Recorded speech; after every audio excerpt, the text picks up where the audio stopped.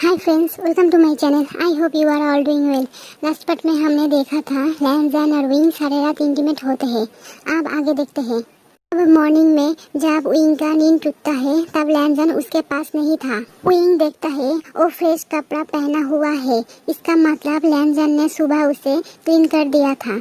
जो देखकर विंग मुस्कुराने लगता है, लेकिन तभी उसे बैक पर एक शार्प पेन फील होता है जिसे उसका चीख निकल जाती है। विंग सोचने लगता है कल रात कैसे लैंजन से एक बार कह के मल्टीपल टाइम्स उसके साथ हार्डली सेक्स किया है।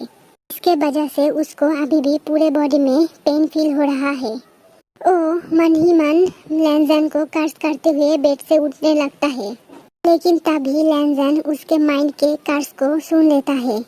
लैंजन माइंडलिंग के थ्रू विंग से कहता है, विंग तुम तुम्हारे इस बेचारे हस्बैंड को ऐसे कर्स मत करो। इसमें इस हस्बैंड का कोई गलती नहीं है। वो तो तुम हो जो मुझे प्रोवोक किया था, तो तुम्हें तो उसका रिस्पॉन्सिबिलिटी लेना होगा। विंग लैंजन के बात सुनकर शाई फील करने लगता है और लैंजन से माइंडिंग के थ्रू कहता है, लैंजन तुम बहुत बुरे हो, मैं दोबारा तुम्हें मेरे पास आने नहीं दूंगा। जिसे सुनकर लैंजन कहता है, विंग तुम झूठ मत बोलो, मैं जानता हूँ तुम भी वो चाहते थे, मैं तुम्हारे फीलिंग्स को फील कर सकता हूँ, तुम भूल गए। जो सुनकर विंग माइंडिंग का कनेक्शन तोड़ देता है। उसके बाद विंग शर्माते हुए कहता है, लैंजन पहले कभी भी इतना रोमांटिक नहीं था। उसके एक्सप्रेशनलेस फेस देखकर कोई नहीं कह सकता है कि वो इतना रोमांटिक भी हो सकता है। और लैंजन खुद को मेरा हस्बैंड बोला, क्या वो मुझसे शादी करना चाहता है? जिसे सोचकर ही वो खुश हो जाता है। उसके बाद विंग रेडी होकर रूम से बाहर जाने लगता है, लेकिन तभी देखता है लैंजन ने उसके लिए पहले ही खाना टेबल पर रखा है, जिसे खाके विंग यानली से मिलने के लिए चला जाता है। विंग जब यानली के पास आता है तब जेबुजुन यानली के पास थे, जिसे देखकर विंग जेबुजुन को बाव करते हुए कहता है, सेक लीडर आप सीजे कैसी है? जेबुजुन तब नोट करके कहता है, हीलास कह रहे थे यानली बहुत जल्दी से रिकवरी कर रही है, यानली 2 या 3 दिन में ठीक हो जाएगी। तभी वहाँ पर हीलर्स बेबी को लेके आते हैं, बेबी को वार्मथ देने के लिए, जिसे विंग पासी में बैठ के बेबी को वार्मथ देने लगता है। तभी लैंजन विंग से माइंडलिंग के थ्रू कहता है, विंग अंकल हम दोनों से बातें करना चाहता है, क्या तुम अंकल के रूम में अभी आ सकते हो? जिसे सुनकर विंग कहता है, मैं थोड़ी देर में आता हूँ। तो विंग बेबी को वार्मथ देने के बाद लैंचिरन के रूम में आता है, जहाँ पर लैंचिरन और लैंजन दोनों ही उसका वेट कर रहे थे। विंग लैंचिरन को बाव करता है तो लैंचिरन उसे बैठने को कहता है। तभी लैंजन कहता है, अंकल आप क्या कहना चाहते हैं हम दोनों से? तब लैंचिरन कहता है, तुम दोनों देख चुके हो वेनचाओ सिर्फ फिनिक्स को ढूंढने के लिए किस हद तक जा सकता है। हमारे पास ज़्यादा वक्त नहीं है। अब तक वेनचाओ को तो ये मालूम भी हो चुका होगा कि कौन फिनिक्स है। वो कभी भी हम पर हमला कर सकता है। अब लैंजन कहता है, अंकल अगर वेंचो हम पर हमला करते हैं तो हम भी तैयार हैं और वेंचो हमारे प्रोटेक्शन बैरियर को तोड़ नहीं पाएगा और हम खुद को प्रोटेक्ट भी कर सकते हैं। तभी लैंचिरन कुछ सोचकर कहता है, बात सिर्फ क्लाउडिसस के नहीं है। अगर वेंचो हमला करता है तो क्लाउडिसस के तुलना में गुसु के साधारण लोगों पर ज़्यादा नुकसान होगा। तुम दोनों ऑलरेडी देख चुके हो वेंचाओ कितना पावरफुल है और उसका एक जासूस हमारे सेट के अंदर ही है, अभी भी हम उसे पकड़ नहीं पाए। तभी विंग वरीड टोन में कहता है, मास्टर हांगुनजुन और जेबुजुन तो मोस्ट पावरफुल कल्टीवेटर है, वो दोनों मिलकर तो वेंचाओ को मार सकता है ना? तब लैंचिरन कहता है, वांगजी और सीचेन दोनों मिलकर वेंचाओ को रोक सकता है, लेकिन मार नहीं सकता, और अब तक तो वेंचाओ ने भी उसका पावर बढ़ा लिया होगा। अब लैंजन कहता है, तो अंकल अब हम क्या करें?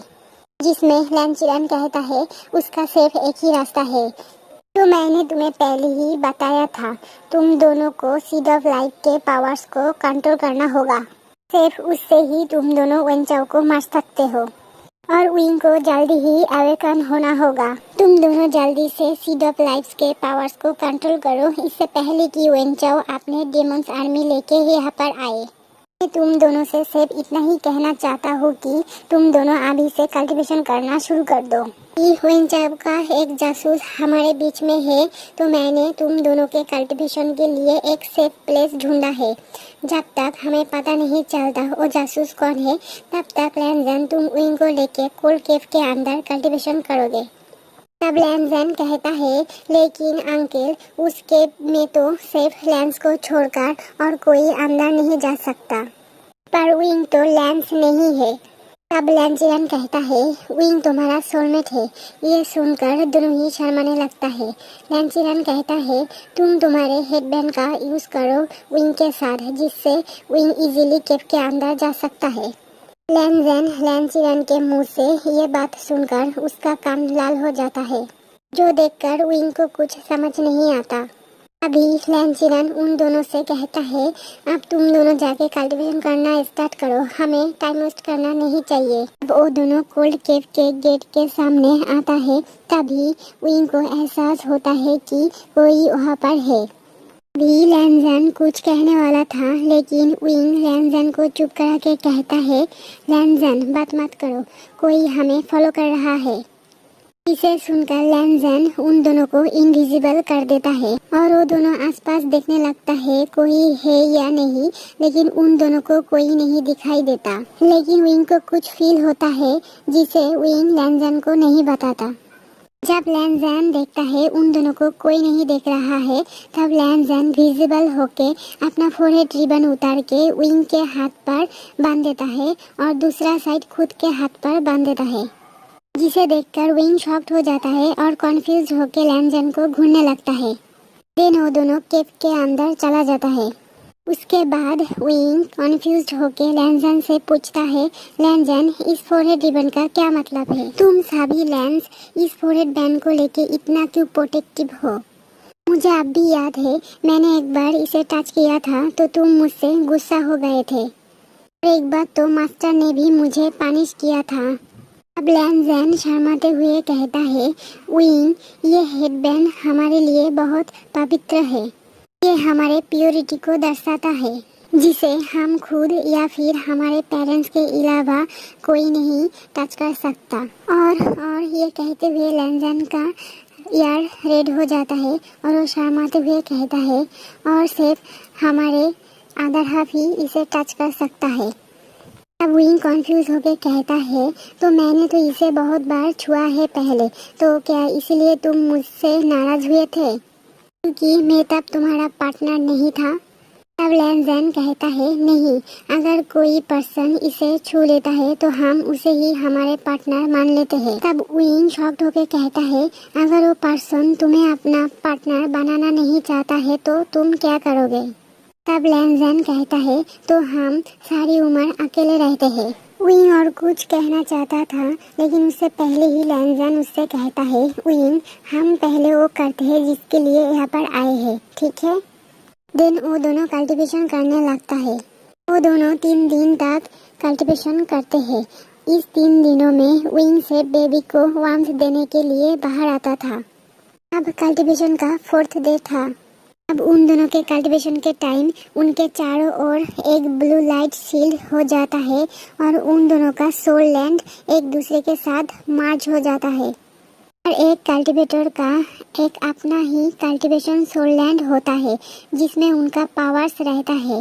अब इन दोनों का सोल लैंड एक हो गए थे। इसके वजह से ये दोनों अब एक साथ एक दूसरे के पावर्स को यूज कर सकते हैं। अब सिर्फ इन दोनों को प्रैक्टिस करना था। लेकिन तभी लैंचिरन उन दोनों को बाहर बुलाता है, क्योंकि यांडी होश में आ गई थी। यांडी होश में आने के बाद अपने बेली में बेबी को ना देख के आउट ऑफ कंट्रोल हो गई थी। इसे कोई संभाल नहीं पा रहा था। इसे सुनकर विंग तुरंत यांडी के पास आके उसे हक कर लेता है और यांडी को शांत करते हुए कहता है, सीजे आपका बेबी बिल्कुल ठीक है, प्लीज आप शांत हो जाइए। जिसे सुनकर यांडी शांत हो जाती है और बेबी को अपने पास लाने के लिए कहती है। इससे जेबुजुन हिलस को कहता है बेबी को लाने के लिए। अब कुछ दिन बीत जाते हैं। विंग नी हुए सांग और लूसी के साथ बैठकर क्लास कर रहे थे, जहाँ पर नी हुए सांग विंग से बहुत देर से कुछ पूछने का ट्राई कर रहा था, लेकिन वो पूछ नहीं पा रहा था। क्लास खत्म होने के बाद वो तीनों एक साथ बातें करते हुए जा रहे थे, जहाँ पर लूसी कुछ खोई खोई सी थी और नी हुए सांग बेचैन हो रहा था। विंग नी हुए सांग को ऐसे बेचैन होते हुए देखकर वो नी हुए सांग से कहता है, नी हुए सांग आप पूछ भी लो जो पूछना चाहते हो। इसमें नी हुए सांग शॉक्ड होते हुए कहता है, भाई विंग आपको कैसे पता चला कि मैं आपसे कुछ पूछना चाहता हूँ? इसमें विंग कहता है, क्योंकि तुम कब से सिर्फ मुझे ही घूरे जा रहे हो। अब बताओ क्या हुआ है? तब नी हुए सांग हिचकिचाते हुए कहता है, भाई विंग ये मैं नहीं कह रहा हूँ, लेकिन कुछ डिसाइपल्स बातें कर रहे थे कि तुम और हांगुन जुन, क्या तुम दोनों एक साथ हो? तब विंग मुस्कुरा के कहता है, नी हुए सांग तुम्हें ये मुझसे पूछने के लिए इतना संकोच फील करना नहीं चाहिए। हाँ, हम दोनों एक साथ हैं। इसे सुनकर नी हुए सांग फिर से शॉक्ड हो जाता है और उसका मुंह खुले के खुले रह जाते हैं। तो विंग नी हुए सांग का मुंह बंद करते हुए कहता है, नी हुए सांग क्या तुम्हें इससे कोई प्रॉब्लम है? जो सुनकर नी हुए सांग होश में आते हुए कहता है, हाँ हाँ, नहीं नहीं, मुझे इससे कोई प्रॉब्लम नहीं है। और वो मुस्कुरा के कहता है, मैं तो खुश हूँ क्योंकि अब हांगुन जुन मुझे और नहीं डांटेंगे, क्योंकि मैं तो तुम्हारे बेस्ट फ्रेंड हूँ ना। तो विंग मुस्कुरा के हाँ कहता है। अभी नी हुए सांग को कोई बुलाता है तो नी हुए सांग वहाँ से चला जाता है। अब से वहाँ पर लूसी और विंग था। लूसी अब तक चुप होकर उन दोनों की ही बातें सुन रही थी। तभी लूसी विंग से कहती है, कांग्रेचुलेशन, मैंने कभी नहीं सोची थी कि तुम दोनों कभी भी पार्टनर होगे। अब विंग मुस्कुरा के कहता है, हाँ, यहाँ पर और भी कई ऐसे चीज़ें हो रही है जो तुमने कभी सोची भी नहीं होगी। मैं लूसी क्यूरियस होके कहती है, क्या मतलब? विंग कहता है, अब यही देख लो, सेट के अंदर आके कोई डीमन हमारे लैंड फ्यूरन को डीमन जहर दे दिया सिर्फ उस फिनिश को ढूंढने के लिए। तुम्हें क्या लगता है ये किसका काम है? क्या कोई बाहर से आके ऐसा कर सकता है या फिर सेट के अंदर ही कोई है जो ये काम किया है? इसमें लूसी कहती है, मुझे नहीं पता। अब विंग समझ करके कहता है, लेकिन मुझे लगता है ये सेट के अंदर ही किसी का काम है। इसे सुनकर लूसी विंग को घूरते हुए नोट करती है।